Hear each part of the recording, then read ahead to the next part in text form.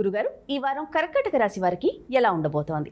కర్కాటక రాశి వారికి కేవలం 2 గ్రహాలే యోగిస్తున్నాయి. అష్టమంలో శుక్రుడు, దశమంలో చంద్రుడు. విశ్వాసంతో పనులు మొదలుపెట్టండి. మీ నమ్మకం మిమ్మల్ని గెలిపిస్తుంది. దృఢమైన సంకల్పం లక్ష్యాన్ని ప్రసాదిస్తుంది. ఎట్టి పరిస్థితుల్లో ధైర్యాన్ని కోల్పోవద్దు. ఉత్సాహమే విజయానికి సంకేతమని గమనించండి. సకాలంలో కర్తవ్యాలను పూర్తి చేయండి. సహనంతో ముందుకు సాగండి. ఓర్పుతో చేసే పనులు శీఘ్ర కార్యసిద్ధినిస్తాయి. ఆర్థిక అంశాలు కొంతవరకు అనుకూలంగా ఉన్నప్పటికీ మొహమాటం వల్ల ఇబ్బందులు పెరిగే అవకాశం ఉన్నది. రుణ సమస్యలకు అవకాశం కల్పించకుండా జాగ్రత్తగా ధనాన్ని పొదుపుగా సద్వినియోగం చేసుకోవాలి. ప్రధాన కార్యక్రమాల్లో శాంతంగా వ్యవహరించండి. వివాదాలకు దూరంగా ఉండాలి. నమ్మకంగా పనిచేయండి. ఉద్యోగంలో ఎదురయ్యే సమస్యలని బుద్ధి బలంతో సమయానుకూలంగా అధిగమించాలి. మౌనంగా ఉంటే ఏ సమస్య ఎదురు కాదు.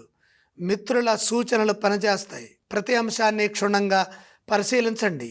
కలహాలకు అవకాశం కల్పించవద్దు. తక్కువగా మాట్లాడండి. సాంకేతిక లోపాలను ఏర్పడకుండా చూసుకోవాలి. వ్యాపారంలో కూడా ఇదే విధంగా తెలివిగా వ్యవహరించాలి. వారం మధ్య భాగంలో మేలు జరుగుతుంది. కర్కాటక రాశి వారు ఎటువంటి స్తోత్రాలను పఠిస్తే బాగుంటుంది? కర్కాటక రాశి వారు తప్పనిసరిగా ఈ వారంలో ఒక్కసారైనా విష్ణు సహస్రనామాల్ని చదవటం కానీ వినటం కానీ చేయాలి. వారు ఏ దేవతలను ఆరాధించాలి? ప్రత్యక్షంగా దేవాలయానికి వెళ్ళి విష్ణుమూర్తిని దర్శించండి. వారు ఎటువంటి దానాలు చేయాలి? అలాగే అష్టమ బుధ దోషమున్నది, పెసలు దానం చేయండి.